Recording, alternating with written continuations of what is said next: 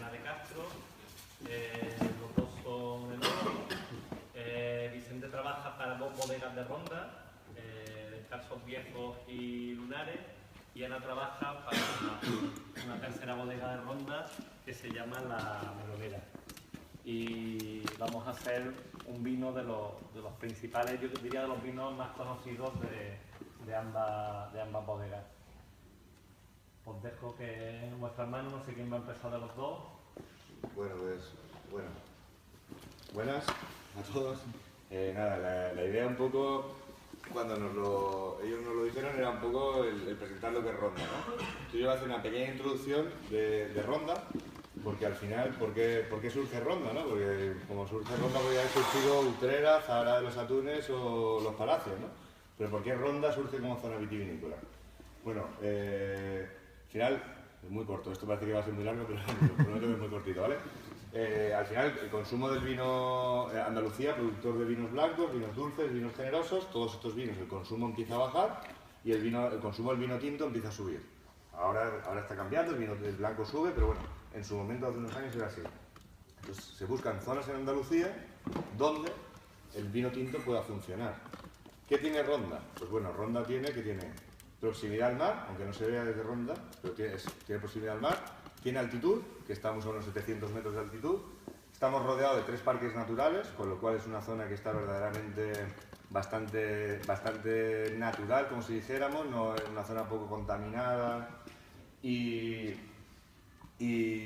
por otro lado, es una zona que tiene luego, con el día y la noche, tiene una variabilidad térmica muy grande. Entonces, bueno, eso para el vino tinto es muy importante, ¿no? Que aunque tengamos calor por el día, por la noche refrescan mucho las temperaturas. Entonces, bueno, parece que es una zona interesante. Y bueno, se comienza a plantar viñedo. El príncipe de Hohenlohe es el primero que es un poco el visionario que planta viña ahí. ¿Y por qué planta viña? Bueno, porque Ronda en la época romana tenía muchísima viña. La ciudad fenicia y romana se llamaba Cinipo. Cinipo significa tierra de cinos, que era tierra de uvas. La filoxera lo destroza todo. En otras zonas se vuelve a plantar viña, pero en la serranía, que es una zona muy deprimida, se plantan cultivos mucho más rápidos, se planta cereal, porque había necesidad de comer, ¿no? También se planta algo de olivo, pero sobre todo el cereal es para comer.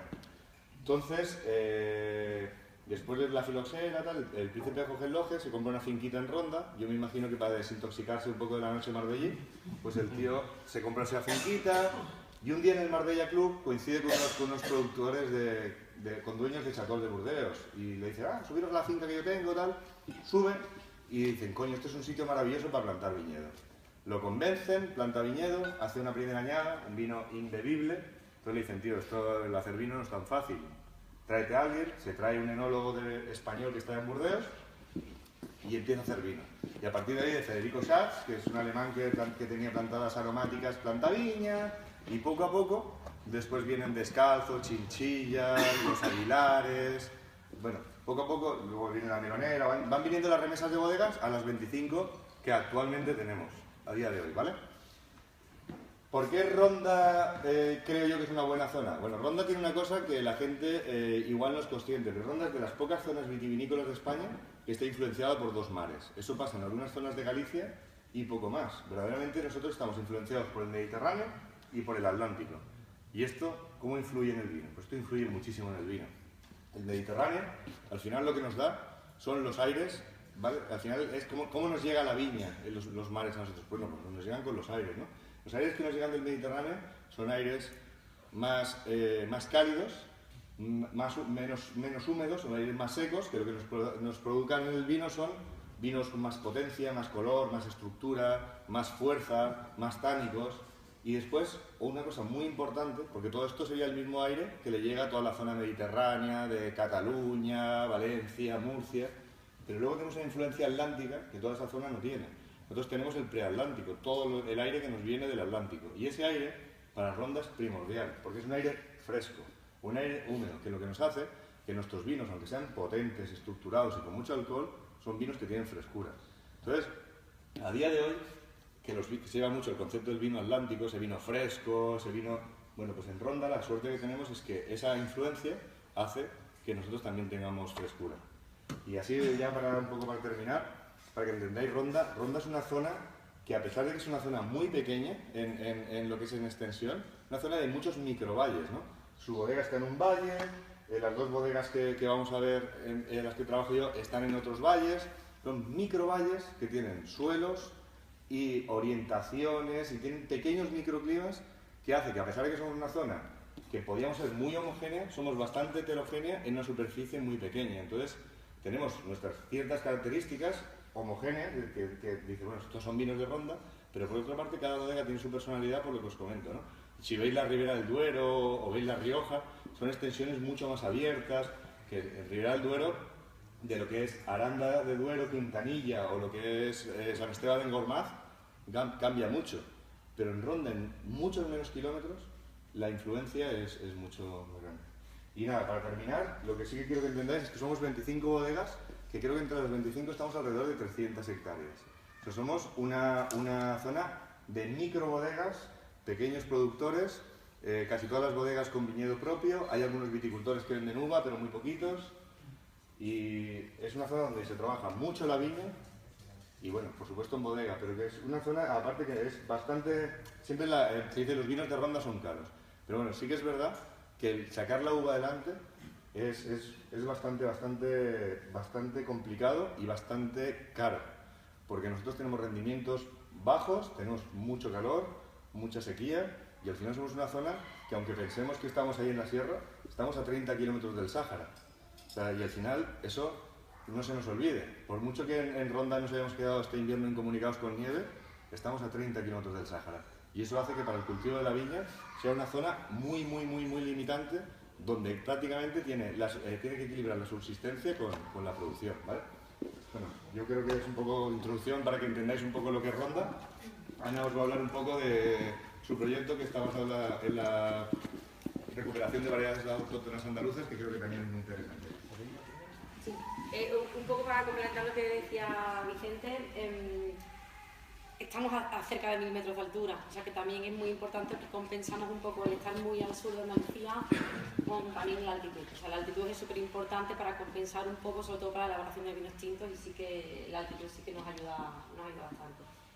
Como decía Vicente, el tema de los microclimas, yo en mi caso tengo 50.599 microclimas, porque tenemos 12 hectáreas de viñedo y en vez de tener una extensión muy grande de viñedo, es como una dehesa entera de 200 hectáreas con encinas centenarias, y en los pequeños claritos que van dejando las encinas es donde voy plantando. Lo cual es como una auténtica pasada, porque vas andando por el campo y es como, coño, un viñedo, otro, o sea, te vas encontrando viñedos en todos sitios. Entonces, eso me permite, primero, una diversidad tremenda, y segundo, que, como decía él, cada pequeña microparcela dentro de lo que es mi finca es una pasada. O sea, tengo parcelas que están a 50 metros con la misma variedad, en este caso una parcela de garnacha, y tengo hasta un mes de diferencia de vendimia desde que empiezo con una variedad y termino con la otra. Está a 50 metros. Pero las encinas, el entorno, hace que al final se creen microclimas totalmente diferentes.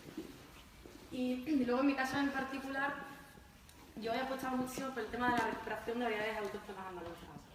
Porque creo que tenemos un patrimonio increíble, que los andaluces nos hemos vendido súper mal, y tenemos un montón de cosas súper importantes en nuestra tierra y un montón de variedades muy importantes, y echamos siempre mano de otras variedades. Y estamos en Andalucía y ahora llegamos a Ronda y nos podemos apuntar tempranillos. ¿Qué cojones? Nada. Como no hay tempranillo en el norte, plantamos tempranillos. O plantamos cabernet y pensamos hacer el mejor cabernet del mundo en Ronda. Coño, que estamos en Ronda, o sea, ya para eso está Francia, ¿no? Yo también tengo un tempranillo en cabernet, luego lo probaremos, pero me refiero que hay otras cosas que sí que es cierto que estaban en nuestro terreno antes de que llegara la filoxera y arrasara con todos los viñedos. ¿Y por qué no utilizamos esas variedades que realmente sí que están adaptadas a nuestra zona? O por lo menos intentar probar un poco con eso. El nombre de la bodega se llama La Melonera, y la melonera es una variedad de uva. No sé si sabéis las sandías estas que son verdes como con rayas en verde un poco más claras. Pues la uva es tinta con rayas en lila, o sea, una pasada, fue como un flechazo la primera vez que tal. Y como con el de mi marido. Y la uva es una auténtica pasada y mola un montón, se llama melonera, rayada melonera, y le pusimos un poco el nombre a la bodega precisamente con esa variedad para poder enfocarnos un poco en la recuperación de todas esas variedades que hay aquí.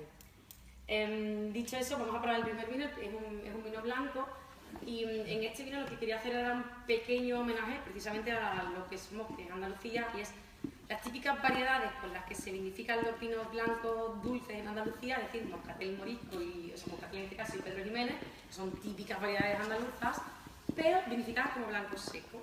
Entonces, repito, Moscatel huele a dulce, un poco como raro, te saca un poco de tus casillas porque te piensas que te vas a tomar un dulce, pero es totalmente seco. Y luego aparte, al final, ya para vino friki, tiene un toque salino, porque hay una variedad que se llama Doradilla, que solo hay 4 hectáreas en el mundo, que se localizan todas en la provincia de Málaga, y le mete un pequeño porcentaje de Doradilla. Y la Doradilla es súper salada, con lo cual, o sea, un poco vino friki, vamos, pero que me gusta a mí. Huele a dulce, no está dulce, tiene toque salado, y la Pedro Jiménez lo que hace es que a medida que va pasando el tiempo en botella, como que se va redondeando y te hace un vino como muy corpulento en boca. Siempre estamos acostumbrados en España a catar los vinos blancos, sobre todo dañadas. Y es como que estamos en el 2017 y estamos exigiendo ahora mismo en el mercado que los vinos sean del 2016. Lo que estáis catando es un 2014. De hecho, lo que estaba previsto en la cata era un 2015 y he hablado con ellos si podía cambiarlo y poner un 14. Porque los blancos también evolucionan en botella, no solo los tintos, los blancos evolucionan. Y desde mi punto de vista muchas veces bebemos los vinos blancos demasiado jóvenes y nos perdemos auténticas joyas que pueden seguir evolucionando. Eso que dice ella es muy importante, por ejemplo, a veces pasa con los albariños, ¿no? Los albariños que son unos vinos con una acidez brutal, una frescura brutal. Cuando tú te ves un albariño del año, estás perdiendo un montón, porque ese albariño es una explosión tan grande que te destroza. Pero al final si ese albariño lo dejas que pase un año en botella, pierde esa fuerza, se va puliendo. O sea, si los Riesling alemanes pueden estar 10, 15 años en botella, los vinos españoles también. Nos tenemos que quitar los complejos, ¿no? Aquí parece que Vega Sicilia, del 64 es una maravilla, pero cualquier otra bodega de España, a partir de 5 años los vinos están muertos y es una mierda, ¿no? O sea, Dios no nació en Vega Sicilia. O sea, al final, Vega Sicilia es una maravilla, pero hay muchas bodegas que trabajan bien, que también tienen añadas antiguas. Y lo que dice ella es muy importante, estáis probando un 2014. La gente ya no quiere un blanco del 2014 joven. Como estáis viendo este vino, yo creo que está en plenitud. No he cambiado. Te prometo que era 15, pero digo, es que quiero poner el 14 que me mola más. No, pero es que es cierto, ¿verdad? La evolución en botella es increíble y contamos con una variedad esa que es como la Pedro Jiménez, que de verdad que a medida que va pasando el tiempo va envolviendo muchísimo la boca y sin tener ningún tipo de movimiento de lías, da esa sensación un poco untuosa. Van cambiando muchísimo los vinos. Y luego sí que es cierto, tiene un color dorado, es un poco como más evolucionado, pero como os he dicho antes, hay una variedad que se llama Doradilla y como su nombre indica, es una variedad muy dorada. Con lo cual, incluso directamente siendo vino joven, ya tiene ese toque un poquito más súbdito de color. Por lo demás, ahora ya os toca a vosotros decir que mierda parece esto. Pero... No, pero aparte, una cosa que sí que es verdad que Ronda se ha asumido como zona de tintos, ¿no? Y con el paso del tiempo, nosotros llevamos 11 años en Ronda, nos hemos dado cuenta que también puede ser una gran zona de blancos. Entonces, cada vez estamos haciendo más blanco. Entonces, en las 3 bodegas tenemos blanco, es una pena porque tanto en Descalzos como en Lunares el blanco ahora mismo no lo tenemos y nos hubiera gustado ponerlo para que vierais que sí que es verdad que es una buena zona de blancos. Pero bueno, solo vamos a poder probar, pero que sí que Ronda, buena zona de tintos, hoy vamos a probar ahora un rosado y todo demás tintos, pero que sí que cada vez estamos haciendo más blancos porque la altitud, los suelos, nos hace que se puedan producir blancos con mucha complejidad, blancos con mucha vida, blancos con fermentaciones en depósito, en barrica, en tina, en hormigón, o sea, que verdaderamente que tienen muchas posibilidades. El toque salado lo notáis, ¿verdad? Es súper salino, súper salino. Sí que es cierto que este vino, desde mi punto de vista, es súper gastronómico porque si lo estás catando a lo mejor para temas de pescado, sushi, cosas que necesitan un poquito de sal, como que te lo estás aportando con este vino y mola muchísimo. Y luego aparte como que te limpia mucho la boca, te hace salivar y te prepara para empezar a comer y como que las papilas están aquí latentes para lo que venga ahora después. De todas maneras, aunque seamos dos, que a veces una cata de uno solo es un monólogo y es un coñazo, pues dos puede llegar también a ser un coñazo. Sí, si queréis intervenir, yo sé que a partir de la tercera copa es mucho más fácil la intervención, pero que si queréis intervenir, si el vino nos gusta, os gusta. Si no os gusta mucho, pues tampoco hace falta que lo digáis, os pegáis patadas por la boca, pero por lo menos, que sí que por lo menos, porque al final, bueno, los enólogos somos 4 frikis que estamos metidos y al final también es un poco que la gente nos diga, coño, pues esto nos gusta, no nos gusta. Porque a veces tú haces un vino y piensas que es el bombazo y luego no se lo ve ni Cristo, no lo tenemos que ver nosotros, ¿no? Y bueno, Carlos, ¿tú no lo has probado? Sí, lo he probado, coño. Cuéntame algo. Sí que lo he probado, ya lo he. Cuéntame. No, a mí. ¿Tienes trabajo de guía? Nada. Cero. Sí, Sí, pero es por eso, es la glicerina, esa untuosidad de la Portal Pedro Jiménez. Pero te prometo que recién terminamos, recién en botello, esa sensación no es así, es como muchísimo más secante el vino, mucho más punzante, y esa evolución en botella es la que le va dando esa untuosidad. Y tienes cero movimiento de líneas, o sea, la vinificación lo reconozco, no me complico mucho la vida, es bastante básica en este caso. Pero sí, esa untuosidad se la da la Pedro Jiménez. No, por ejemplo, estamos acostumbrados nosotros, el consumo grande de vino blanco en España es sobre todo verdejo y algo de vinos gallegos, ¿no? Entonces no podemos pretender que en Andalucía, con el clima, que no tiene nada que ver con Galicia, o sea, la verdejo, el albariño, son vinos súper explosivos en nariz, y luego son vinos que son muy directos, muy punzantes, y se beben, cuando te los bebes son ¡puaf!, ¿no? Aquí al revés, igual no son vinos tan aromáticos, pero sí que son vinos con mucho peso en boca, ¿no? Entonces, yo creo que también esto es bueno porque tú también tienes que ser un poco fiel a la tierra donde nace, ¿no? Entonces, por ejemplo, yo creo que aquí los pescados que se comen en Andalucía, los pescados para mí rey de Andalucía es el atún, la corvina. Entonces son pescados grasos que yo creo que este tipo de vino también le ayuda, ¿no? O sea, por aquí también hay gamba estupenda, tal, pero que aquí igual nosotros tenemos que luchar con el calor que tenemos, no podemos pretender. Esto no hay que hacer, voy a buscar un verdejo, no, nosotros tenemos que buscar las características que nos da nuestra tierra. Y el momento que tú intentas copiar es cuando la cagas. Porque, lógicamente, sí, este vino es aromático, o sea, tú metes la nariz y huele estupendamente, pero no tiene el perfume que tiene una verdejo. Sin embargo, te lo metes en boca y te llena, ¿no? Es un vino ¡boom! Pues bueno, pues cada uno tiene que buscar las virtudes que le da a su tierra, ¿no? Verdaderamente es que quiero que me contacten en su bodega y no sé cómo hacerlo ya.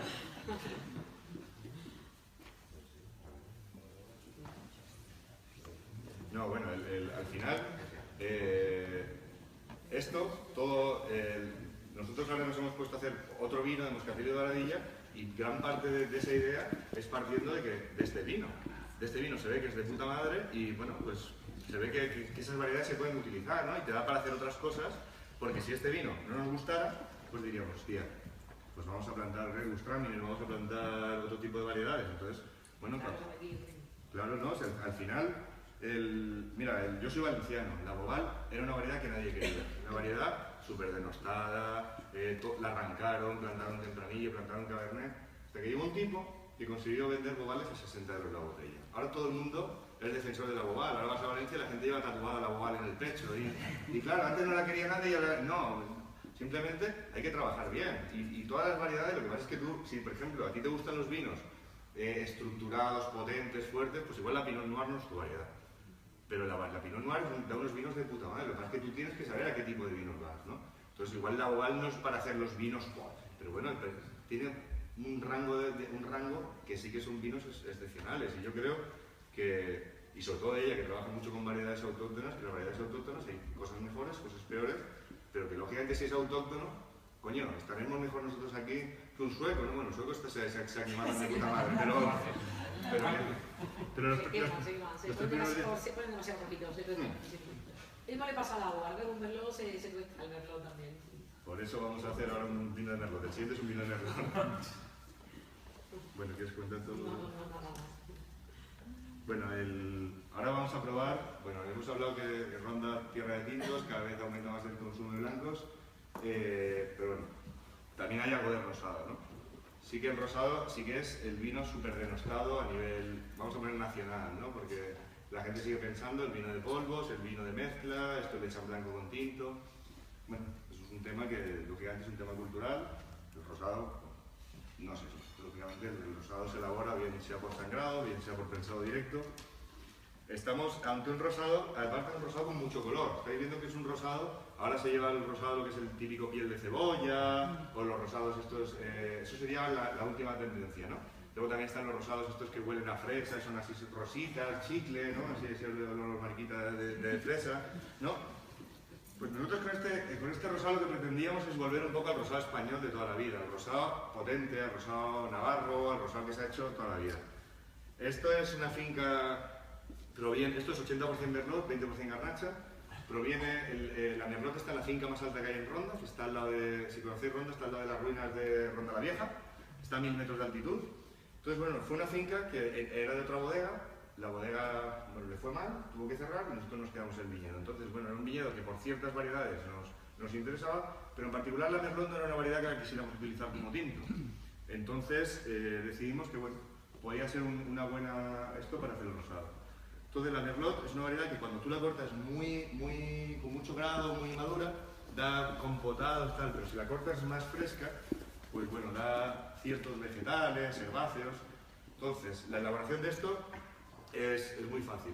El 80% de Merlot se corta más o menos a unos 13 grados y medio, se llega a la bodega, se prensa directo, ¿vale? Y se fermenta. Y se fermenta y se cría en depósito. Y dices, coño, ¿y la crianza en depósito? Si el depósito ni aporta aroma ni aporta sabores, ¿qué crianza tiene? Bueno, pues porque lo dejamos sobre sus lías. Entonces las lías, que las lías, si los que sepáis, los que no sepáis, las lías simplemente es que las levaduras cuando se mueren, ¿vale? Se van al fondo del depósito. Esas lías, cuando tú las mueves una vez, no se nota, pero cuando las mueves continuamente, pues sí que da una sensación de grasa, de volumen en boca, ¿no? Entonces esto se queda 6 meses con sus lías en depósito, y el otro 20% es garnacha de otra finca, que la fermentamos en barrica y la criamos en barrica. Y al final de los 6 meses, ensamblamos las dos y la metemos en botella. ¿Comenta tú algo? Estoy aquí... Yo quiero comentar. Bueno, pues niño, comenta tuyo, ¿no? No quiero mesa. Sí. No quiero dormir en el sofá. Que no acabe el divorcio esto, ¿eh?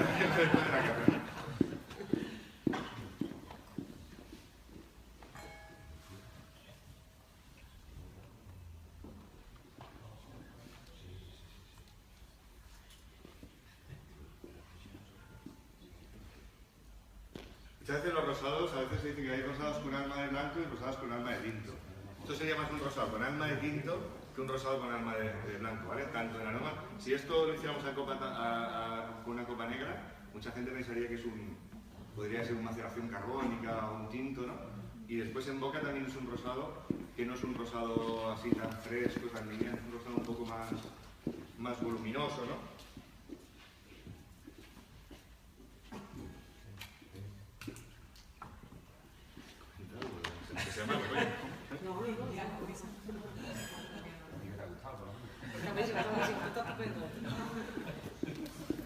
No, sí que es cierto, ¿eh? Pero totalmente a cata ciega te equivocarías bastante. Sí. Pero claro, dice que parte la fermenta en barrica. Si esto es 20% está un poco el concepto de rosado también. Bueno, la idea es un poco la parte que fermentamos en depósitos, Merlot, y nos cortamos a Merlot muy fresca, que es una Merlot muy vegetal, muy agresiva, y entonces la parte que fermentamos en barrica es una garnacha, y la garnacha sí que buscamos más la fruta roja, buscamos un poco más las flores, y luego con la barrica también buscamos un poco el tema, el concepto este un poco de los torrefactos, un poco de las especias, mínimo, porque con un 20% y barrica, esto está fermentando a barrica de 500, por lo cual tampoco, ¿vale? Pero bueno, al final es también buscándole un poco de complejidad, ¿no? Porque si no un rosado es fácil, tú sangrar, sacas el caldo, lo pones a fermentar en el depósito y sacas un rosado, pero bueno, también yo creo que coincidimos los dos, los vinos tienen un 90% de trabajo en campo. Todos los vinos que vais a probar hoy, sobre todo vinos de trabajo en campo. Pero también tienen parte de cocina, o sea, Ferran Adrià porque compra de puta madre en el mercado, o sea, porque con un panga del Carrefour, Ferran Adrià era como yo en la cocina, pero que eso también hay que saber comprar, pero luego también hay que tener un poco de... Y yo creo que en la bodega también tienes que tener tu parte muy entrecomillada de cocina y hacer tus elaboraciones, porque si al final lo metes en depósito, el vino se hace solo, ¿eh? Tú al final el vino, coges la uva, la metes en un depósito, te vas 15 días a Punta Cana, vuelves y se ha hecho vino, o sea, te quiero decir que tampoco es que a veces dices, O vinagre también. O vinagre. Ahí también puede pasar,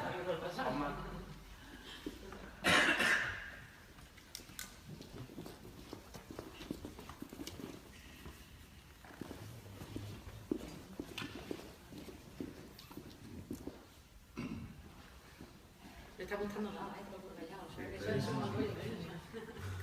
beber las 2 copas de trago y así empezamos ya con él.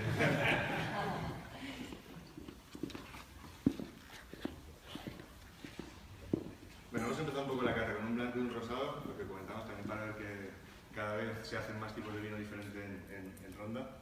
Y ahora vamos a catar 5 tintos, ¿vale? Que es un poco lo que a día de hoy ronda probablemente el 90% de la producción sean tintos. Entonces, bueno, vamos a ir un poco empezando de algo más sencillo. Cuatro. ¿Cuatro? Sí, sí. ¿Son cuatro? ¿Qué diferencia entre las bodegas? Entre las tuyas. ¿Qué diferencia de...? El calzo viejo y, no sé, el concepto. Bueno, son, sobre todo, en la parte romántica o la... bueno, sobre todo son fincas muy diferentes. Descalzos Viejos tiene el 90% del viñedo. Es una finca muy complicada, una finca que es muy cálida, con mucha arcilla y mucha caliza. O sea, es un viñedo, posiblemente es el viñedo yo más complicado que llevo en Ronda. Luego, por otro lado, pues bueno, da cosas originales y sin embargo, Lunares tiene la viña repartida en 3 sitios y bueno, tiene más variabilidad. En mi punto de vista, los vinos de Descalzos son vinos con más complejidad y los vinos de Lunares son vinos igual Más estructura. Con más estructura, son vinos con más peso. Y con más peso y con más, llega más al público en general, ¿no? Pero yo creo que un poco los de Descalzos tienen algo más de personalidad. Sí, ¿no? sí, Descalzos es más elegante, es más sutil, es mucho más... Y Lunares es potencia, mucha más potencia. Al final también llega un momento que cuando tú trabajas en varias bodegas, como hagas lo mismo en todas, eres Michel Roland, ¿no? O sea que al final, no, es broma. O te dejan de contratar. O te dejan de contratar. No, pero que tú también, y otra cosa que también tienes que saber un poco el propietario de la bodega hasta dónde... Porque si no, no somos capaces de arruinar una bodega porque al final tú eres un friki de esto y te encanta y llega un momento y también tienes que empezar a decir, bueno, hasta aquí puedo llegar porque tú haces un vino muy friki, puedes hacer 1000 botellas, tú no puedes hacer 40.000 botellas de un vino que no se lo beba ni Cristo, ¿no? Entonces tienes que un poco... ¿no? Siguiente vino que vamos a probar sería un poco el vino más joven que tiene Descalzos Viejos, ¿vale? Descalzos Viejos no tiene ningún vino... Bueno, voy a presentar un pelín la bodega. Descalzos Viejos es una bodega pequeñita que hacemos entre 30 y 35.000 botellas, dependiendo del año. Una bodega muy bonita porque está ubicada en un convento del siglo XVI, dentro de la iglesia del convento del siglo XVI. Y los que conozcáis Ronda, la gran mayoría del viñedo se encuentra, si habéis estado en el balcón del Coño, el famoso balcón del Coño, justo debajo. Esa zona le llaman la olla, porque es muy fresca, le llaman la olla, entonces ahí prácticamente en verano no hace casi nada de calor y entonces, bueno, pues es un viñedo muy cálido, que de los pocos vientos que entran es levante, por lo cual es un viento muy cálido, toda la pared del Tajo es caliza y luego hay mucha arcilla, entonces sería un sitio magnífico para montar una empresa de tejas, pero nosotros hemos puesto un viñedo, entonces es una viña compleja, pero que bueno, siempre también de la complejidad a veces, bueno, se tienen cosas...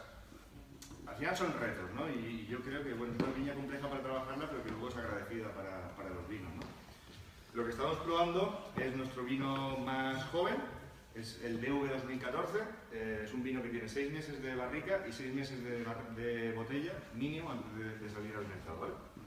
Esto es 50% garnacha, 40% syrah y 10% merlot. Con la garnacha y la syrah un poco buscamos darle más fruta, estamos hablando de un roble, ¿no? En general la finca de Descalzos no es una finca muy frutosa, luego probaremos otro vino que es muy balsámico, pero en un roble sí que buscamos fruta. Entonces con la garnacha y la syrah buscamos esa frutosidad y con la merlot buscamos un poco más ese punto más vegetal y un poco más esa frescura también que contrarreste a tanta fruta, ¿no? Esto está todo en barricas de 225, barrica 80% francés, 20% americano. Y nada, y 6 meses en botella porque son vinos que tienen mucha potencia y agradecen mucho la botella, ¿vale?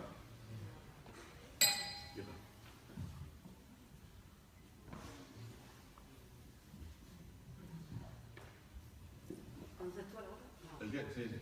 Tú después.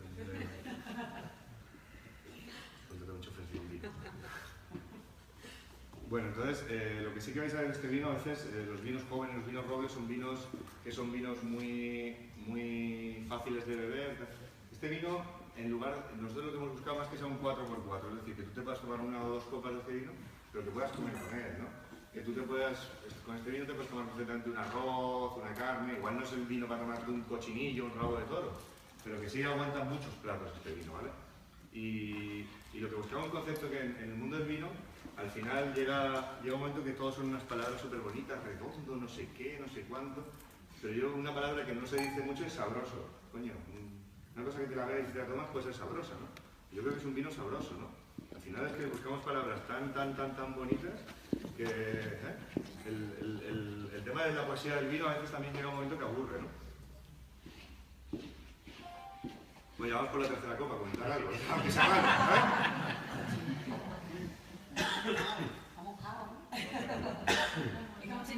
Ha sido dura la mañana, se nota que ha sido dura la mañana. Entonces venimos del viaje y también venimos tocados, Sí, claro.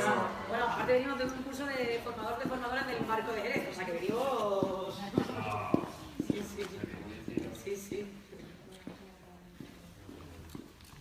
¿Cuánto dice que tiene? ¿6 meses?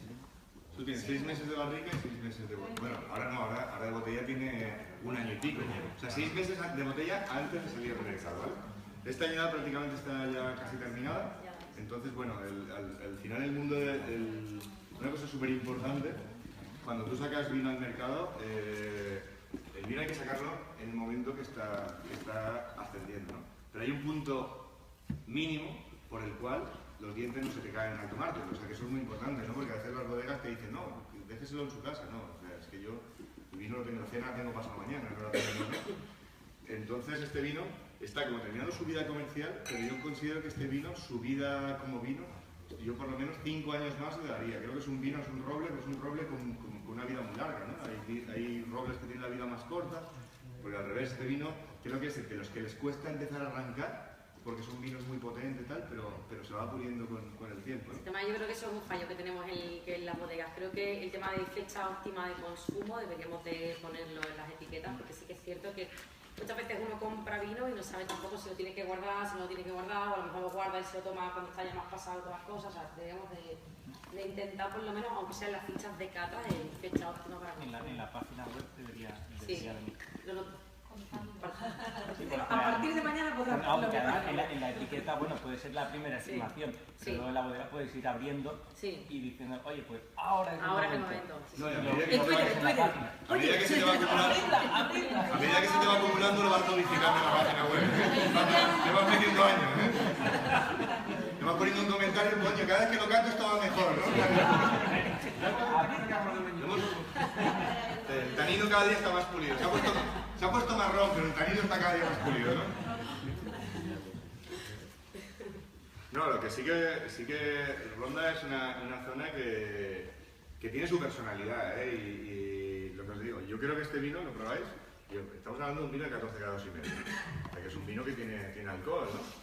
Pero por otro lado es un vino que es fresco también, ¿no? Que no es un vino... Estamos en Andalucía, o sea, a mí el tema que venga la gente aquí de un vino que tiene 13 grados y medio, mentira. No me lo creo. Coño, luego la gente se bebe un gin tonic y está encantado, se bebe un whisky con 40 grados y no pasa nada y... A pesar que no preguntas. Ahí nada.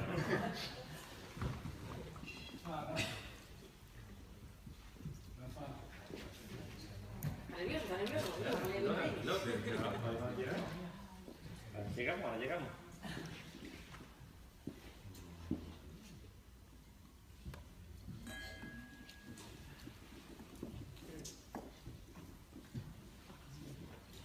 Bueno, el siguiente vino, creo que antes nos he dicho aquí el nombre del vino blanco. El vino blanco se llama la encina del inglés, pues el tinto somos tan originales que le hemos puesto también la encina del inglés, ¿vale? Blanco y tinto. Le hemos puesto ese nombre porque, como decía antes, la finca son 200 hectáreas de encinas centenarias y estamos justo por el medio de la finca pasa un camino que estaba catalogado como uno de los antiguos caminos que hacían los viajeros románticos del siglo XIX y que iban desde Ronda hasta la ciudad de Acinipo, la ciudad romana de Acinipo. Entonces, bueno, un poco en homenaje a todos esos viajeros románticos del siglo XIX, pues decidimos ponerle, y por todas las encinas que hay en la finca, decidimos ponerle el tema de la encina del inglés.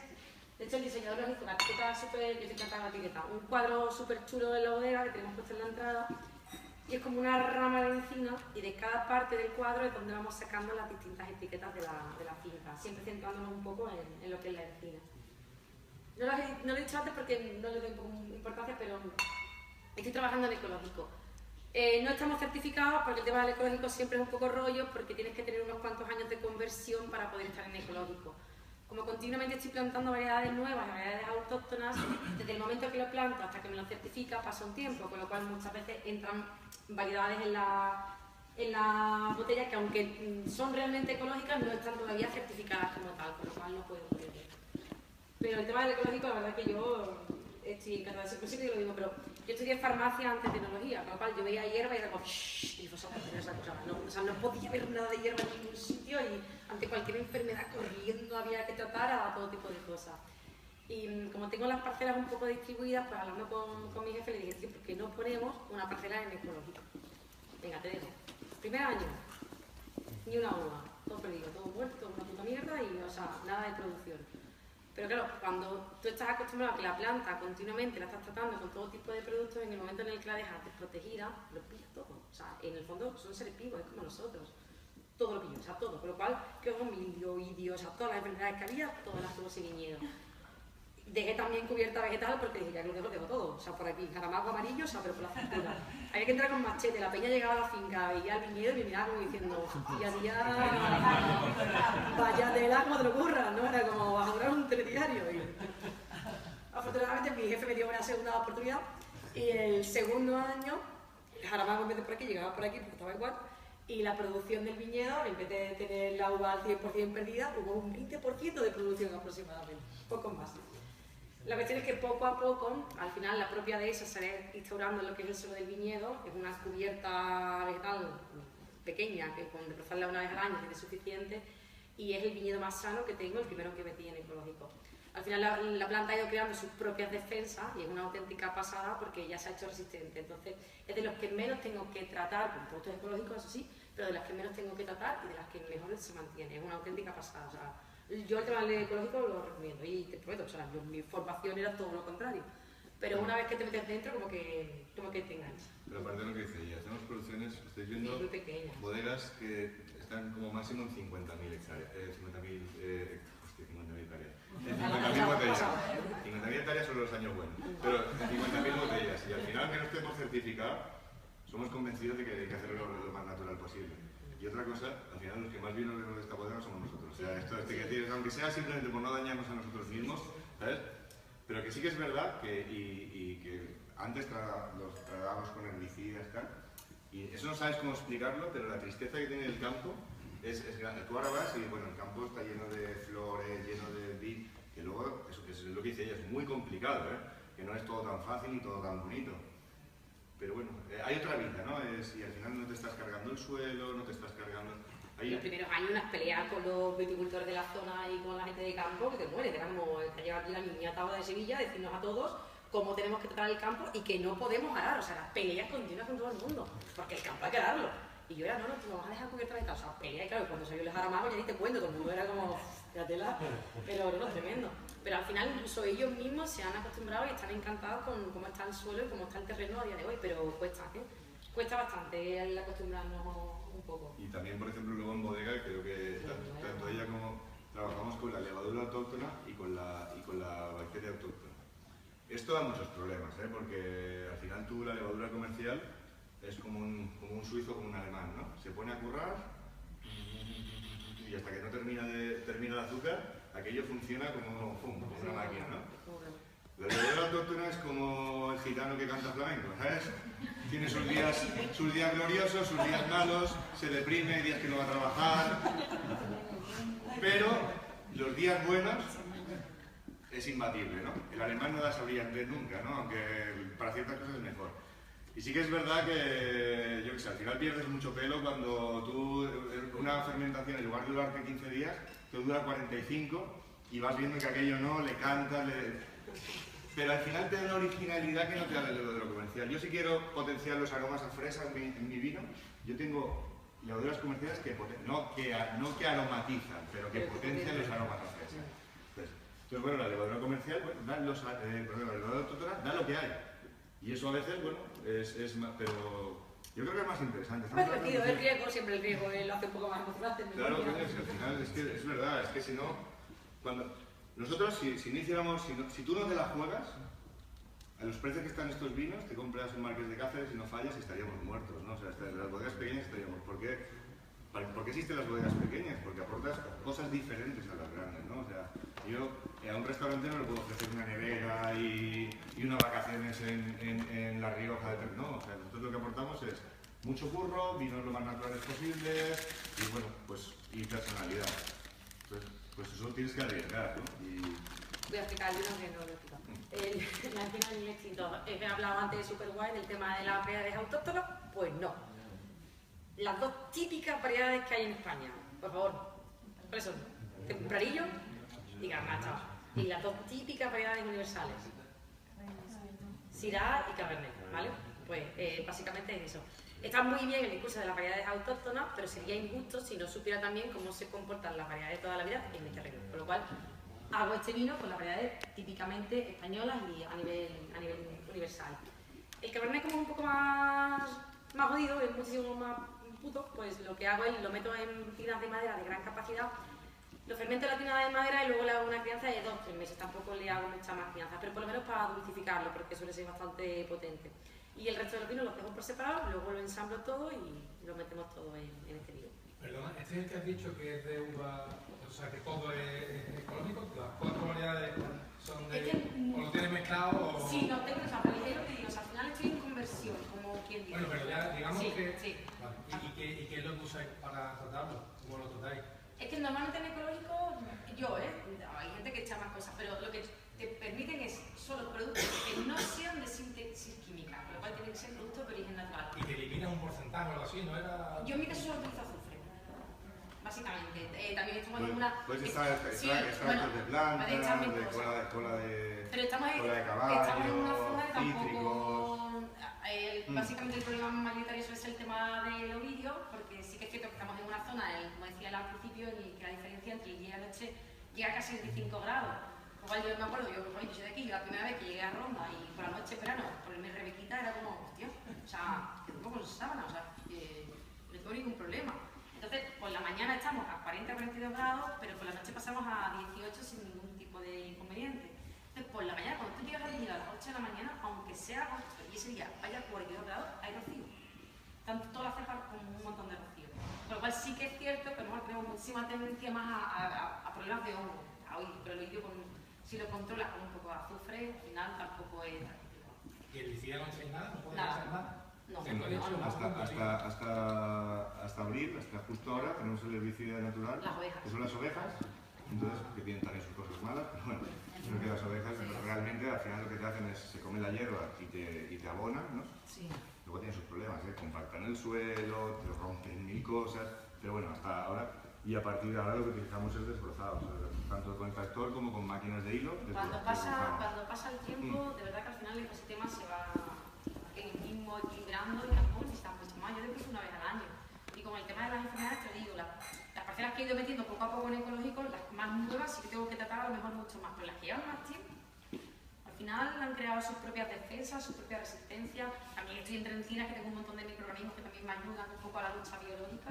Bueno, pero eso es, por ejemplo, cuando vamos a la Sierra Norte o vas a la Sierra de Huelva, tú ves que debajo de la encina la hierba es muy alta, ¿no? Y llega un momento que todo tiene su equilibrio, ¿no? Porque, y al final, pues la hierba, llega un momento que también se consigue, nosotros lo que al principio, lo que tienes son hierbas con tallos grandes, tienes los amados, tienes las malvas, y entonces vas consiguiendo que esas hierbas vayan cambiando poco a poco y van a hierbas como el trébol, hierbas prácticamente de hoja estrecha, de raíz muy fina, entonces se va cambiando también, porque al final el tema de los herbicidas parece maravilloso, tú tienes un herbicida y el herbicida al final te va creando resistencias y te cargas el 80%, pero el 20% que no te cargas, ahora hay un problema que se llama la coniza, que es una hierba que viene de China, no solo vienen los restaurantes y los bazares, ¿no? Y la coniza es una hierba que es muy resistente a los herbicidas y que cuando tú tiras herbicidas, como le quitas encima toda la competencia, se viene arriba. Y esa hierba además tiene una cosa muy buena, que es que el ciclo es continuo. Entonces tienes algunas que están así y algunas que están así. Entonces, porque hay hierbas que dices, bueno, esta hierba crece ahora, es el momento de matarla. No, esta no para. Entonces no tienes... Y entonces, al final los herbicidas también lo que te generan son descontroles y van cambiando también tu ecosistema, ¿no? Entonces lo que decía ella, al final si tú vas dejando la hierba, pues vas consiguiendo hierbas más finas. O sea, esto es todo súper teórico y súper bonito, luego hay problemas, pero bueno, así que... Y el rendimiento supongo que también tendrá... Pierdes algo. Baja. O sea, todos los años pierdes algo. Tienes que asumir que vas a perder algo. Pero yo qué sé, al final es un equilibrio. Tampoco es tan desesperado. O sea, yo tengo mi foquito además localizado siempre donde sé que hay una parcela que siempre va a sacar un poquito de araña amarilla o lo que sea. O sea, siempre hay algo, ¿no? Pero yo qué sé, por ejemplo, el tema de los pájaros, estoy rodeada de árboles, tengo bastantes pájaros y me decían, el tema de las redes, a mí no, son redes de plástico y tal, no me convencía. Y llegó un tío a la finca a venderme ¿por qué no ponía el tema de las cintas con los sonidos y demás de aves rapaces? Bueno, que si ya tengo las aves rapaces, ¿para qué mierda no voy a poner nada? O sea, al final es un equilibrio. ¿Pierdes algo? Sí, pero es insignificante. O sea, no pierdes tanto. No es tanto, no se pierde tanto en el Al final es como, cuando tú tienes tu huerto, tienes un tomate, algo de feo, pero que abres el tomate y es puro sabor. Tú vas al Mercadona y con el tomate lo único que te da ganas es de jugar al frontón. Es precioso, o sea, claro, el tomate de Mercadona parece como la modelo que sale en la tele, es de puta madre, es preciosa, habría que verla, no, pero al final es lo mismo. Para que tú tengas ese grado de que no te... O sea, el ecológico, por ejemplo, para matar una plaga, la diferencia entre ecológico y convencional, yo tengo, por ejemplo, araña amarilla, que es una plaga que tenemos un problema grande, la araña amarilla ataca. Entonces yo cojo y en convencional le pego un tratamiento que hay y me la cargo. ¿Vale? Es como pegarle un tiro en la sien a la araña. Se muere el 90%. Ecológico es como si a la araña le hicieras una rajita aquí y se tuviera que morir desangrada.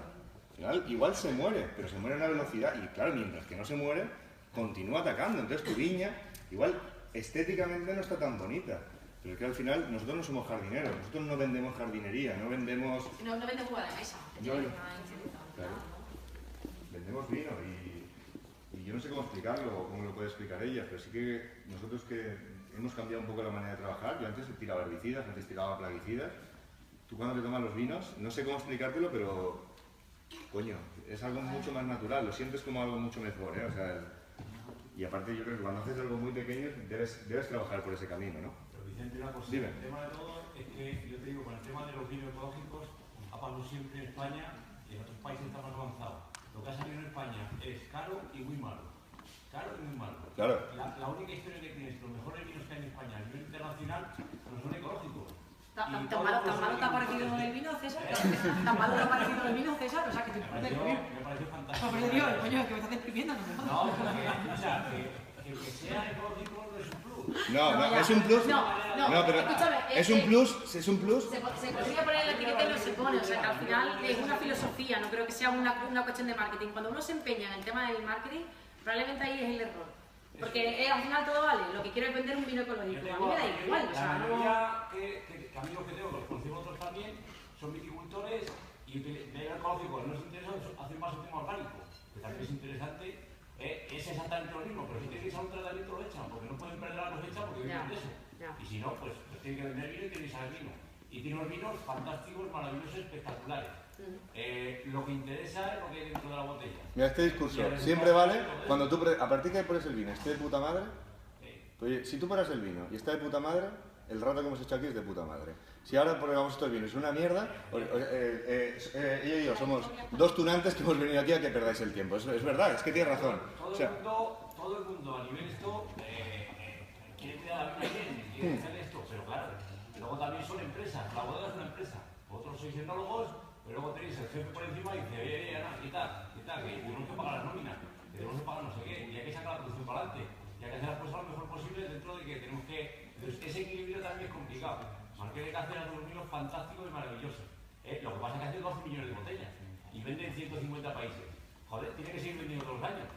¿Entiendes? No, escucha. Y la viña de los que viven Marqués de Cáceres son gente de Cenicero fantástica. Y el enólogo, pues también fantástico, que bueno, los conozco. Entonces... Tú no los conocerás, ¿no? Entonces, quiero decir que lo importante de todo esto es que la pasión y lo importante de Ronda yo creo que es la identidad, ¿no? Sí. Lo has dicho, ¿no? La identidad del blanco, la identidad del tinto y que tengáis vuestra propia personalidad en los vinos, que para mí es lo más importante en España. Lo has dicho los blancos, coincido contigo, ojalá vinieran en España vinos de 2013, no, vinos blancos de 2010, que son los que están buenos realmente. Lo que pasa es que nos hicieron daño todos los de rueda, ¿verdad? Sacando los vinos estos que se decían que lo último era lo bueno, que yo creo que antes de vendimia la gente quiere probar la nueva añada. Sí, no, a mí este año el otro día me decían, oye, Cañar 2017 cuando sale, yo flipando, digo, no sé si la voy a hacer. Entonces ya vamos metemos los granos de uva en la botella ya directamente porque es que la gente ya quiere es verdad. Y realmente los vinos están sin hacer, porque es que no están hechos, es que no vamos a sacar nada. Los albariños, por lo que has dicho tú, ahora mismo un albariño medianamente apañante está en el 2012-2013 los básicos, los buenos están en 2008-2007. Sí, no, y probablemente hables un buen albariño de añada y se te caigan los dientes con la acidez que tiene. Claro, Los vinos del mundo del blanco son los vinos de Jura que están en 2006, 2005, 2006. Sí, pero cuando nosotros entendamos eso, cuando España entienda eso, pero a mí, pero es lo que te decía. Claro, por supuesto. Yo siempre se lo digo, estaremos sentados ahí en el espigón de Cádiz, ¿te acuerdas cuando los vinos de Ronda no se vendían ni para Dios, ¿sabes? Y ahora se venden. Pero es verdad.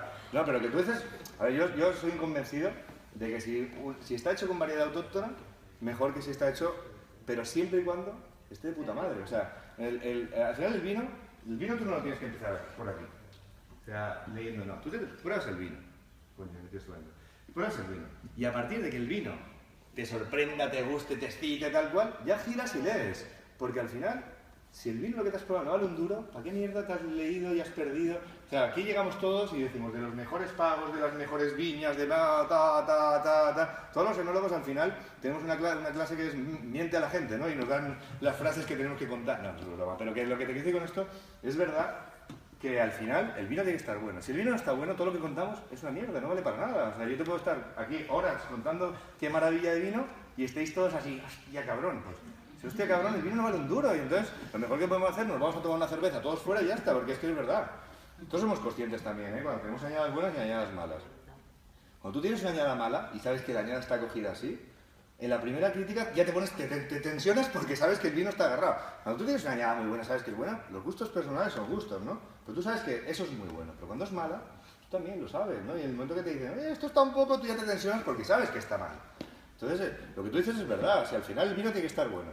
Y si no partimos de que el vino esté bueno, es que todo lo demás da igual ecológico, variedades autóctonas, da igual que lo fermentes en barro, lo fermentes en tinas o lo fermentes en depósitos de gasoil, de coche, de camión de la Legión. O sea que al final, si no está bueno, no vale para nada.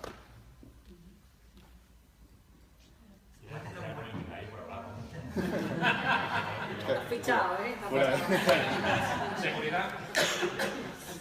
No, pero sí que es verdad, ¿eh? Él tiene mucha razón que al final estamos en un mundo en que todo es de los mejores pagos, de los mejores no sé qué, sacamos los mejores viñedos, tal cual, y hostia, al final hay vinos que no te los puedes beber, ¿no?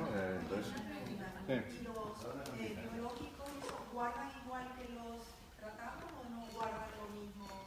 bueno, es que es diferente, vino de uva ecológica, vino natural, o sea, es que aquí hay muchísimos, o sea, vino natural, por ejemplo, vino sin sulfitos. Los vinos sin sulfitos, lógicamente, tienes un riesgo, porque el sulfito al final es un conservante. Si tú no le pones el conservante, pues bueno, es un vino que va mucho más justo. Entonces, también ahora estamos en un momento de moda, que yo no entiendo, nosotros hemos estudiado 8 años ¿no? para esto y hemos hecho un montón de vendimias, ¿vale? Y tú ahora vas a una feria y llega un friki con un vino que está turbio, huele a estiércol, está refermentado, tal, y los periodistas lo cogen y dicen, ¡jo, qué tipicidad! Tipicidad, me cago en Dios, esto es un... Entonces, también te quiero decir que esto es lo que se lleva... El mundo del vino también es muy variable, ¿no? Y es como la moda. Ahora antes se llevaban las botas altas, ahora se llevan bajas, ahora descalzas, ahora con calcetines. Entonces, todo lo nuevo, yo creo que el vino primero tiene que estar bien. Entonces, si tú consigues con un vino sin sulfitos que viva 20 años, pues chapó, ole tú. El tema de los sulfitos, pues aquí nos hemos vuelto un poco locos, ¿no? Con el tema. Si el vino tiene sulfito, con la mano en la cabeza, Dios mío, es un conservante. No sé qué, no sé cuánto, igual 220 y algo, igual que 50.000 cosas que tienen conservantes. Y, o sea, para morirte de metabisulfito, antes te mueres de un coma etílico de todo lo que te has tenido que beber. O sea, no se muere nadie por beber vino que tenga metabisulfito, para nada. O sea, te digo, antes te mueres de todo el alcohol que tiene el vino, muchísimo. O sea, que no... Y el metabisulfito será muy malo, pero las gambas, ahora el marisco se conserva en metabisulfito, ya no es en ácido bórico, es en metabisulfito. Entonces yo no quiero decir que por la mañana me coja metabisulfito, me lo eche en el colacao y me lo beba, pero que sí que es verdad que a veces también nos hemos vuelto locos, ¿no? Estamos todo el día con el móvil aquí y ahora el metabisulfito es lo que nos mata, ¿no?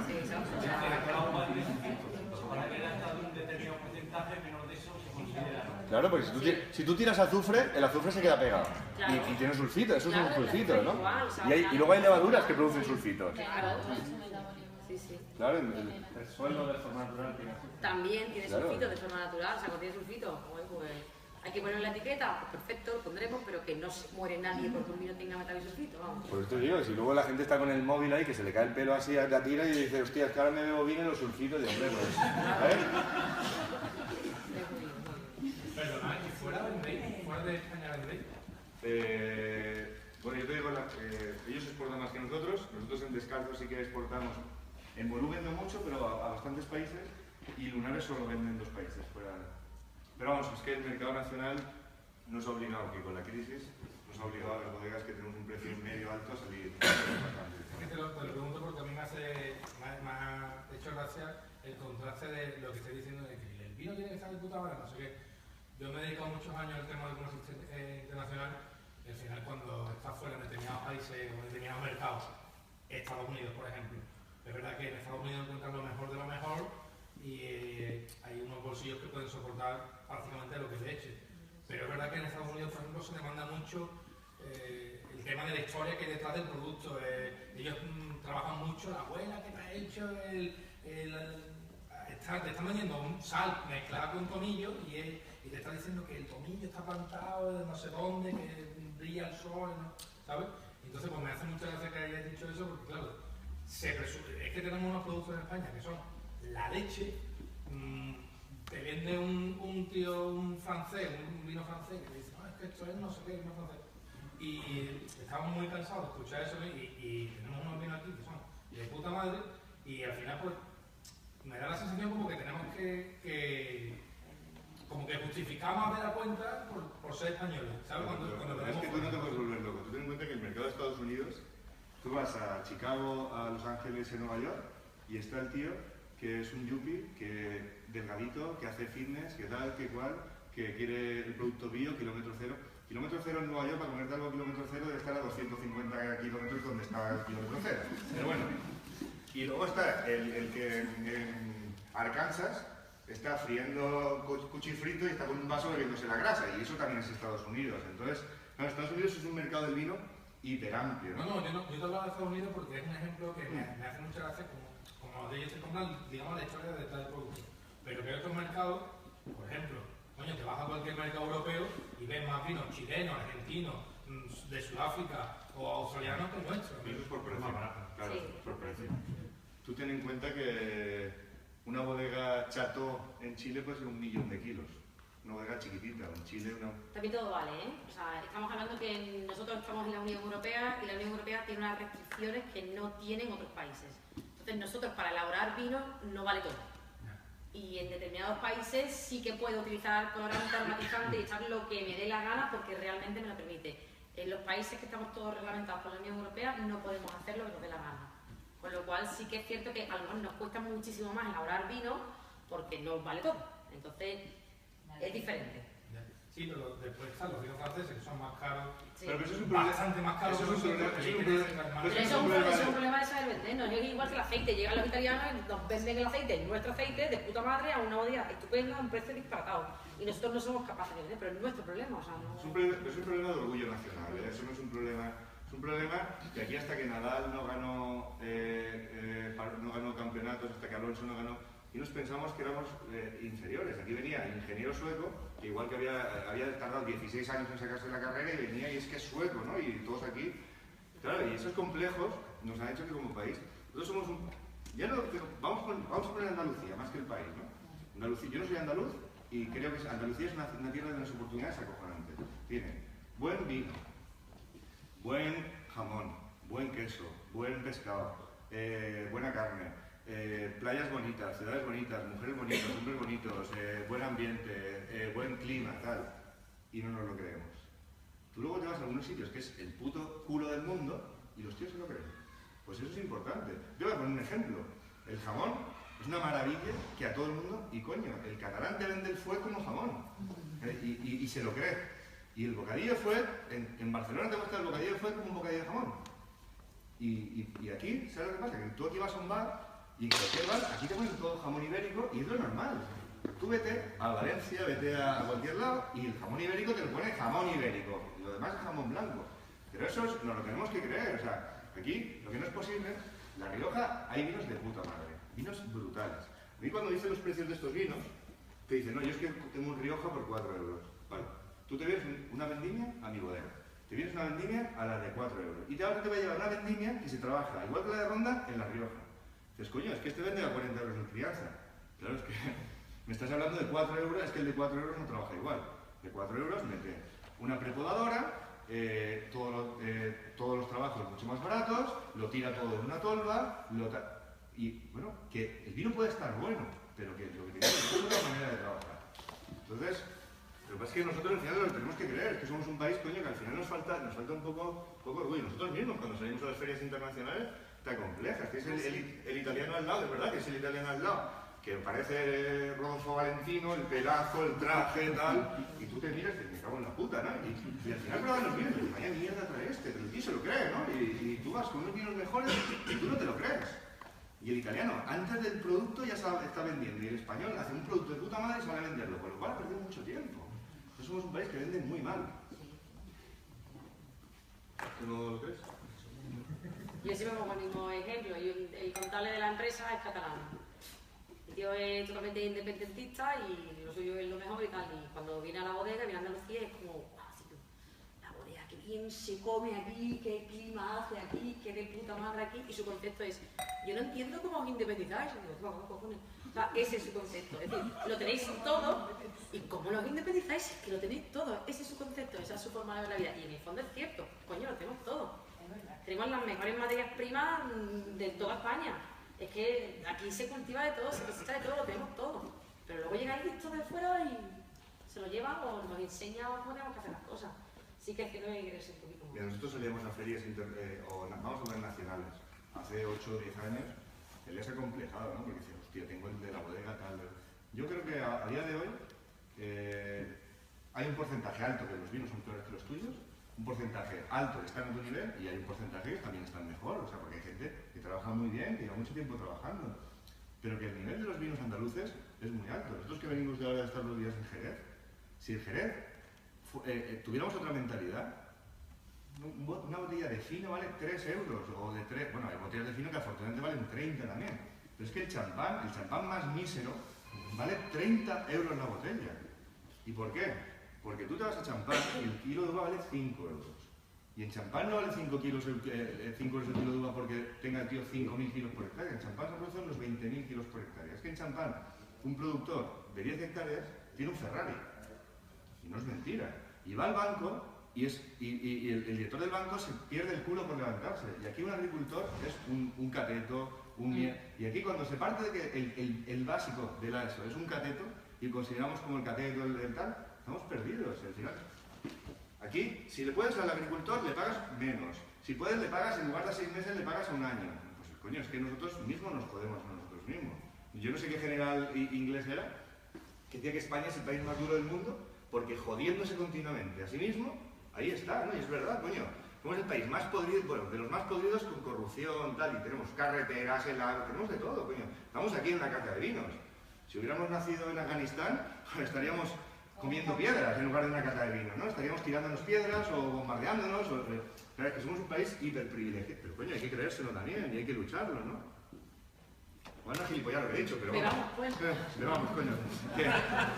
Bueno, el siguiente, hemos probado los blancos, hemos probado los vinos, ¿vale? Los 2 vinos que hemos probado son los vinos de media crianza, que son los 2 robles, y ahora vamos a pasar a los 3 vinos de larga crianza que vamos a tomar hoy, ¿vale? Ya tiene servido al tocielo. ¿Al tocielo que tiene servido? El tocielo. Vale, pues vamos a... El siguiente vino es el crianza de bodegas lunares, se llama Alto Cielo. Alto Cielo se llama porque la finca de donde proviene se llama Alto Cielo. Proviene de una única finca que está a 900 metros de altitud y es una finca que está rodada en encinas. Es un poco el concepto que ella comenta, ¿vale? Es una finca de 3 hectáreas donde tenemos mayoritariamente Syrah, un poquito de Cabernet Sauvignon, un poquito de Graciano y un pelín de Tintilla de Rosas. Entonces, este vino lo que es un Syrah que lo que buscamos que fuera un Syrah, no un Syrah grueso, frutoso, sino que fuera un Syrah elegante, un Syrah que tuviera muchos matices. Tiene 12 meses de barrica y normalmente le dejamos 12 meses de botellas. Estáis planeado 2013 que está recién salida al mercado, ¿vale? ¿Será este? venía. Esto es 85% Syrah, tiene un 10% de Graciano y Quintilla, que es una mezcla. La parcela está mezclada y después tiene un 5% de carne surinam.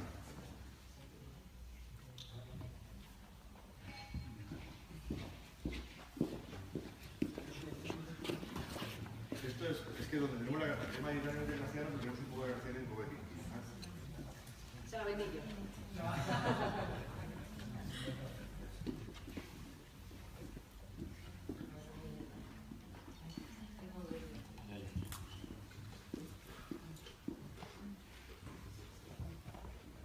Entonces, bueno, ya lo que sí queréis saber un poco de los vinos que vamos a probar ahora es un salto, ¿no? Hemos pasado de unos vinos así mucho más divertidos, unos vinos mucho más joviales, ¿no?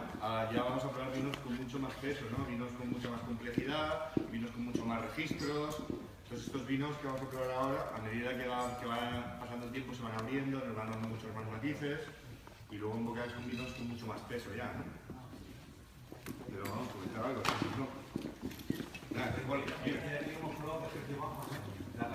El último que hemos probado, esto está alrededor de los 12, entre 12 y 14 euros en la calle.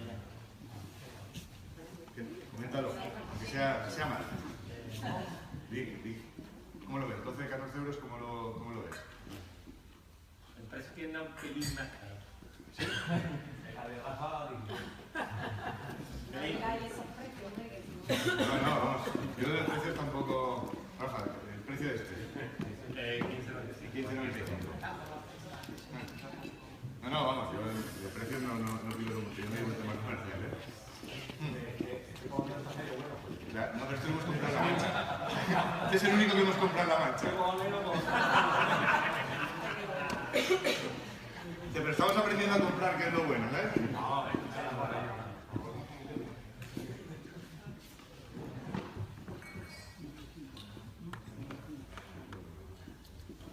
Bueno, a mí lo que me fijo yo más, evidentemente, de que sea vino más ligero, más con más estructura, con cuerpo darle técnicamente tiene que ¿no? Entonces, más o menos, todos los que elaboráis están por dos mismos patrones y técnicamente que están bien elaborados. Cada uno con su estilo, con su historia, pero son vinos que están bien hechos. Por lo menos, que lo mínimo es el que cuida los vinos. Hombre, Bien. escucha, después de muchos años, si no lo hacemos bien, lo mejor Bueno, es eso... Bueno, también. Pero técnicamente lo importante de todo eso, a uno le gustará más una cosa, a otro le gustará más otra. Yo creo que los dos primeros son vinos muy agradables, muy fáciles de tomar y me gusta este tipo de vinos. Son cálidos, pero tienen personalidad, son la tierra, ¿no? Y bueno, están bien hechos. Todos esos comentarios los tendremos en cuenta cuando gastemos tu vino. También. Mira, al final los gustos son... a Guti le gustaba Vivi Andersen, tío, yo qué sé, ¿sabes de qué Los gustos son gustos, ¿no? Pero sí que partimos, es verdad, o sea, partimos de que estén, o sea, aparte de que estén bien, tú te puede gustar más este. Pero sí, es lo que yo te decía antes, ¿no? Te ponen ese vino turbio, oliendo a sobaco de mono, tal, y entonces ya empieza a decir, oh, qué tipicidad, y entonces cuando te empiezas a mirar, yo no entiendo de nada, yo no sé nada, ¿no? Eso es buena pizza, además, buena pizza. Claro. Pero hemos confundido los vinos naturales, y esto lo decía José Luis de Torrijos de Valencia, y decía, tío, yo cuando me acerco al bodeguero ya huele a sobaco, tío, ¿eso es vino natural? ¿Qué pasa? ¿Que no ducharse es vino natural?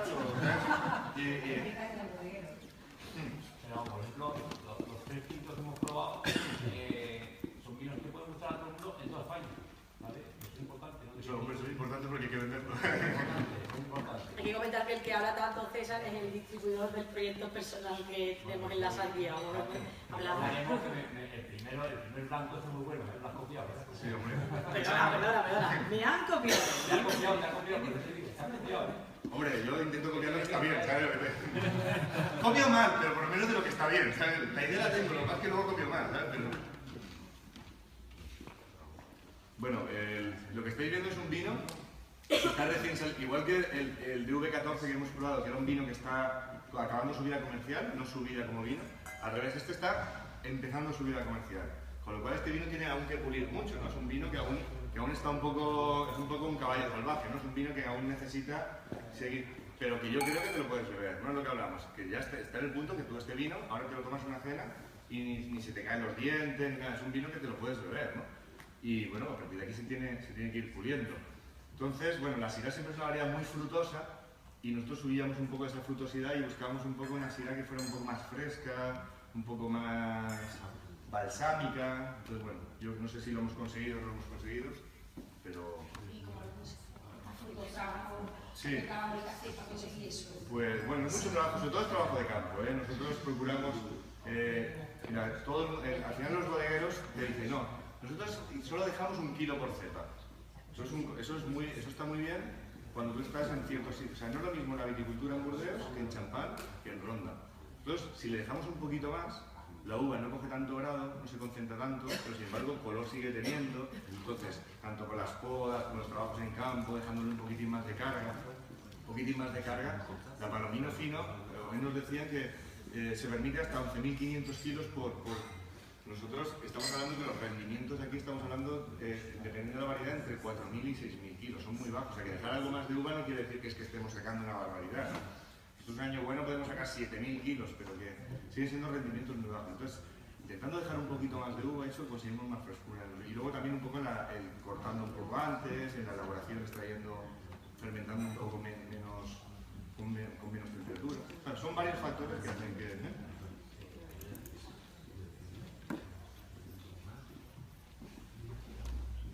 ¿Cuánto tiempo de barrica tiene?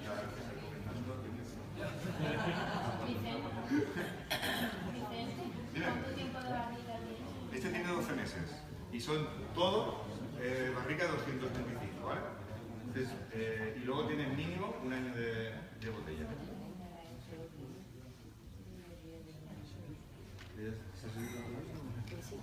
Sí.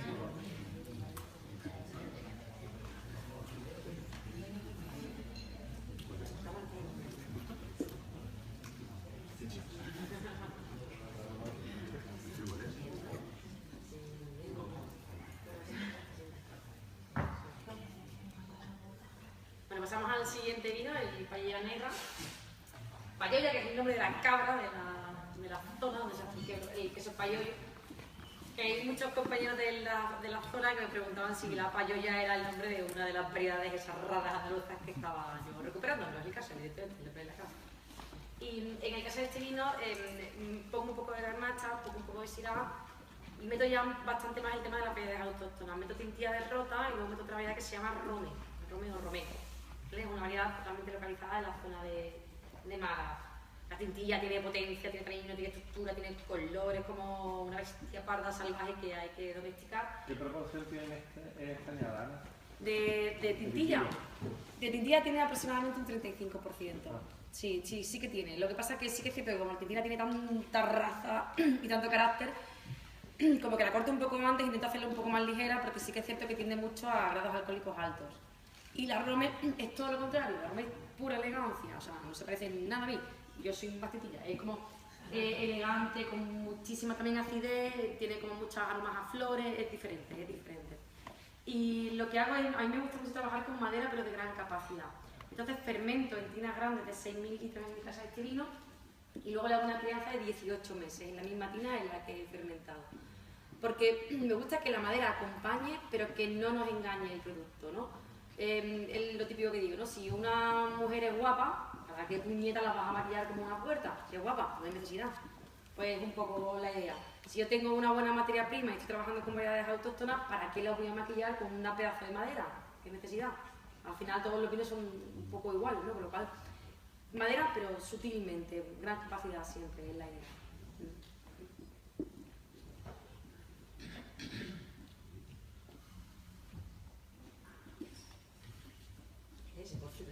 Yo no sé lo que estoy viendo.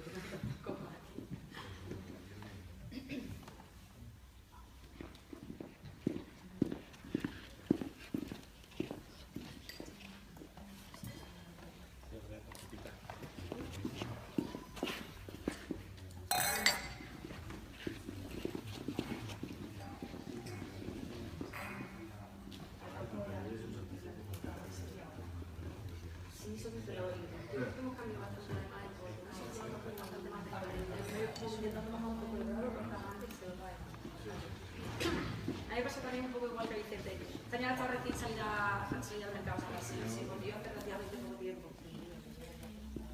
Es un 2014.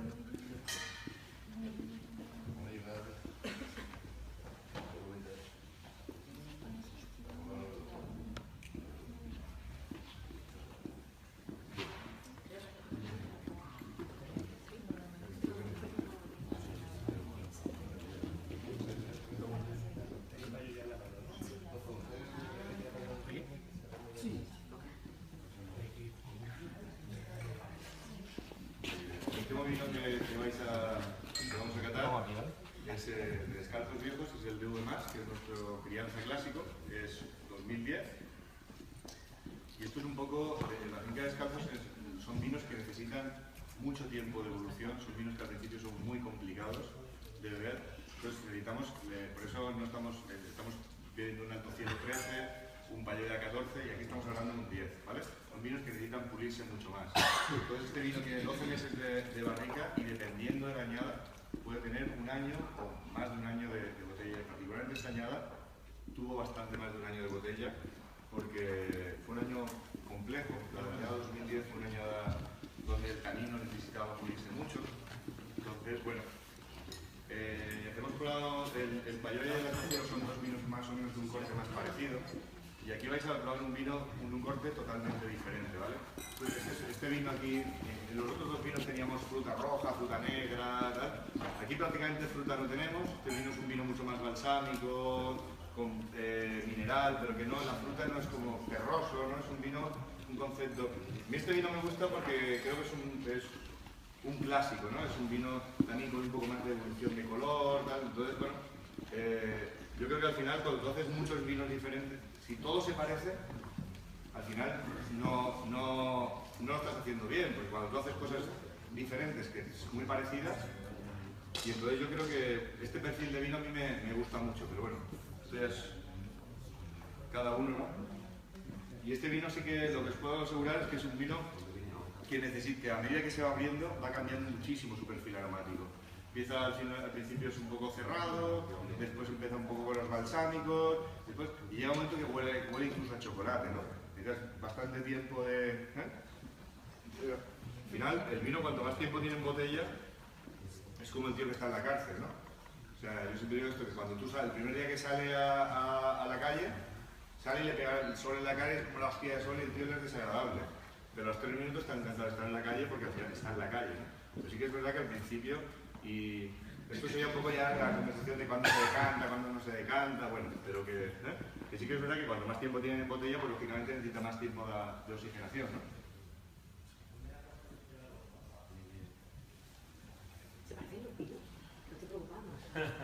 Son todos lo mismo, pero con diferentes Antes era como tú hacías algo totalmente diferente y yo cuando he probado el Palloya y el Atacero me he preocupado, digo, estamos aquí ya cada vez más. Vicente, una cosa mía personal, estoy equivocado.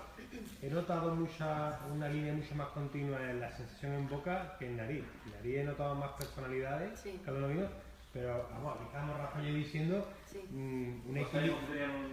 O sea, ha habido quizás la tipicidad de la zona. Que va. Y tú puteas igual que tú, o sea, yo te prometo, digo, hostia, que nos estamos pareciendo cada vez más, me estoy empezando a preocupar. Que no cada sé vez si en será la la cancha hay menos relación. cooperativas. Si compramos todos en las mismas, al final... Pero No es que sea similitud, sino que hay una carnosidad, y sobre todo los aromas del retronasal, sí. que ha habido un hilo conductor, no ha habido nada que diga ¡pum! O sea, la boca, o sea que haya quedado corto, haya falta acidez, haya plano, no, todo ha ido muy bien hilado. Mira, cuando nosotros llegamos a Ronda, un enólogo que ya trabajaba allí decía que la característica de la zona era el tanino verde, ¿no? Pues claro, cuando tú hablas que la característica de la zona es el tanino verde, dices, hostia. Entonces es una zona que... Claro, ¿el qué? Y el amarillo, el verde y el amarillo. Entonces dices, hostia. Y sí que es verdad que yo creo que todos, Ana, Vivi, Rodrigo, Juan, todos, el tema del trabajo de la boca es muy importante porque es una zona que es muy... si los vinos no los trabajas bien, son muy agresivos en boca, ¿no? Entonces yo creo que un poco al final el ir trabajándolos y tal, bueno, también nos juntamos mucho, hablamos mucho, bueno, yo con ella particularmente más, pero con los demás también, ¿no? Yo creo que hemos ido puliendo mucho las bocas porque al principio los vinos de Ronda eran vinos muy secantes y muy agresivos, ¿eh? Y yo creo que bastante descompensado, ¿no? Digo, hablo al principio, muy al principio, ¿no? No, pero eso te gusta, ¿no? Hay una identidad en una zona, es decir, tiene que haber disparidad, Sí, claro.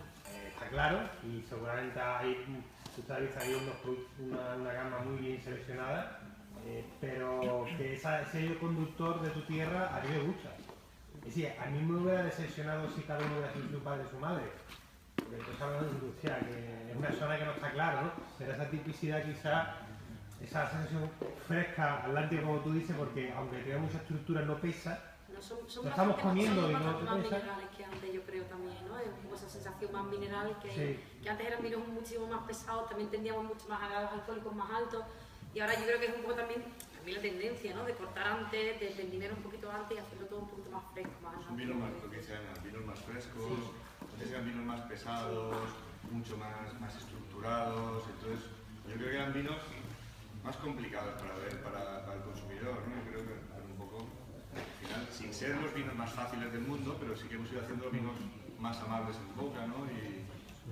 Y bueno, también lo que dices tú es súper importante, coño, si estamos hablando de vinos, tú cuando pruebas vinos del Priorato tienes su línea común, ¿no? Cada productor tiene su personalidad, pero que lógicamente estamos, lo que decimos, en una zona muy pequeña, ¿no? Y lo que tiene que tener su línea común, ¿no?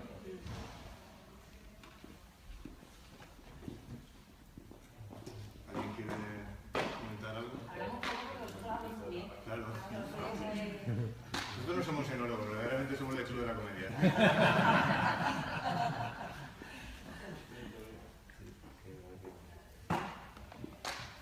No, yo creo que estamos ante una zona que es muy joven, que tiene mucho por hacer, mucho por trabajar y que nosotros somos conscientes, ¿eh? No estamos diciendo que esto sea la Toscana, pero que yo creo que también en muy poco tiempo se ha recorrido mucho, ¿eh? O sea, Ronda hace 15 años no era nada, había 2 locos que estaban empezando.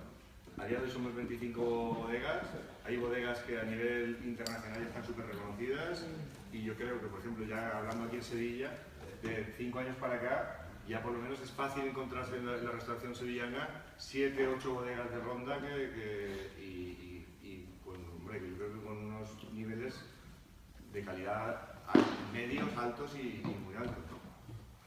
De V+, que no has contado todavía, ¿qué diferencia respecto de V? Ah, bueno, sí. De uva, aquí en las variedades estamos hablando, el otro era Garnacha, Syrah y Merlot. Aquí estamos hablando de Graciano, mayoritariamente, de Merlot y un poquito de Cabernet Sauvignon. Entonces, la Graciano es una variedad que es una variedad riojana. Están los que dicen que es la tintilla, no es la tintilla. Yo considero que no es la tintilla, la Graciano es la tintilla, puede tener Puedo hablar de eso todo el día. pueden tener similitudes, pero son diferentes. Y es un vino que las 3 variedades son de corte vegetal, con lo cual es tanto la Graciano como la Merlot como la Cabernet. Entonces es un vino que sería muy complicado que oliera a rosas cuando verdaderamente son variedades de corte vegetal. Nosotros fermentamos todas las variedades por separado, las criamos por separado y hacemos el ensamblaje final. Y lo que os comento, tiene 12 meses de barrica, 90% francés, 10% americano. Y después este vino, aparte del tiempo en botella, nosotros le hacemos tiempos en depósito. Tiempo en depósito es una cosa que dices, hostia, el tiempo en depósito. A mí siempre me han dicho o siempre he querido entender que una Magnum envejece mejor que una barrica de 0,75, o sea, que una botella de 0,75. Y una botella de 3 litros mejor que una Magnum. Una de 3000 envejecerá mejor que una de 3, ¿no? O una de 0,75. Esto tiene su problemática, ¿eh? Tienes que controlar que no haya oxidaciones, que el vino esté bien protegido. Pero sí que es verdad que yo creo que pulen mucho los vinos en boca, dejar los tiempos de depósito con sus lías, pero bueno, esto es un pensamiento personal que ni lo... Si me pusieran una pistola aquí y dijera que lo corroboro, o sea, lo corroboro al 100%, no. O sea, yo lo hago, pero no sé si... Tampoco... es empírico, ¿eh? Nadie me lo ha contado que funcione, ni... A mí creo que funciona, pero vamos.